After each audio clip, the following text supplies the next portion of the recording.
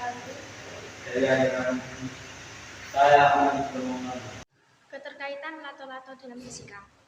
Mainan Newton yoyo berupa dua bola kecil berbahan plastik yang digantung serta dikaitkan dengan satu tali gantungan yang sama panjangnya. Tujuan dari mainan ini adalah memungkinkan dua bola saling beradu secepat mungkin dan sekeras mungkin, sehingga berbunyi beruntun. Awalnya, permainan ini diciptakan bukan sebagai mainan, melainkan memang sebagai alat pembelajaran ilmu fisika.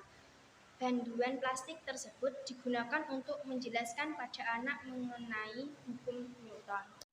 Permainan lato-lato termasuk hukum Newton 3. Jika benda satu mengerjakan gaya terhadap benda dua, maka benda satu mengerjakan gaya pada benda satu yang besarnya sama, tetapi dengan arah yang berlawanan dengan arah gaya dari benda. Antara lain, 1. Setiap aksi berkonsekuensi memunculkan reaksi. 2. Ada sebab dan akibat. 3. Pemberian gaya sebab menghasilkan gaya akibat. Gaya aksi, reaksi bekerja saling berlawanan dan bekerja pada benda yang berbeda-beda. 4. Gaya aksi dan reaksi dari dua benda memiliki besar yang sama dengan arah terbalik dan segaris. 5. Benda A yang memberi gaya sebesar F pada benda B, maka benda B akan memberi gaya sebesar negatif F, arah yang terbalik dengan F kepada benda A. Pada permainan lato-lato, hukum Newton 3 tampak ketika kita memainkan dengan sekali hentakan tangan. Bola plastik itu akan memantul, memukul bola lainnya, dan begitu seterusnya.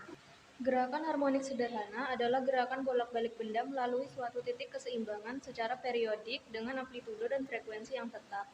Amplitudo adalah simpangan terjauh benda yang bergetar harmonik dari titik keseimbangan, sedangkan frekuensi adalah banyaknya getaran yang terjadi dalam suatu waktu.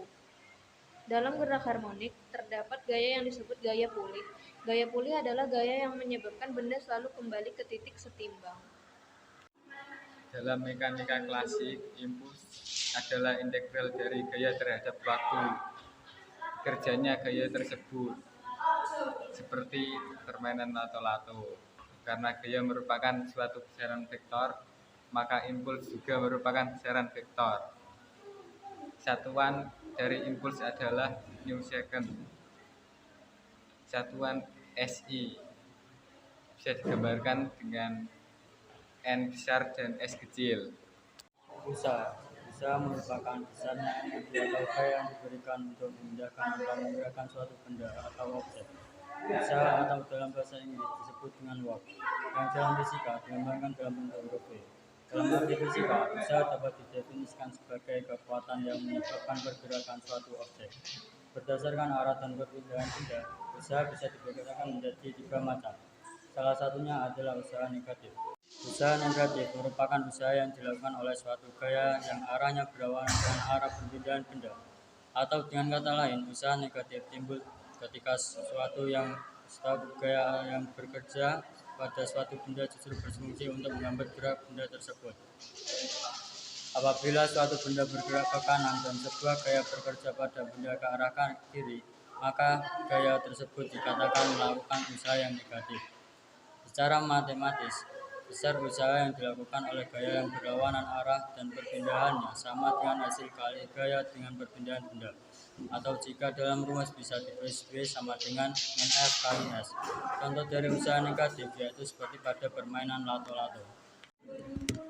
Konsep fisika di permainan lato-lato salah satunya ialah tumbukan link sempurna. Tumbukan link sempurna terjadi ketika momentum dan energi kinetik setiap benda sebelum tumbukan sama dengan momentum dan energi kinetik setiap benda setelah tumbukan. Dan permainan lato-lato, tumbukan link sempurna terjadi ketika dua bola diayunkan dan saling bertumbukan. Di video lah.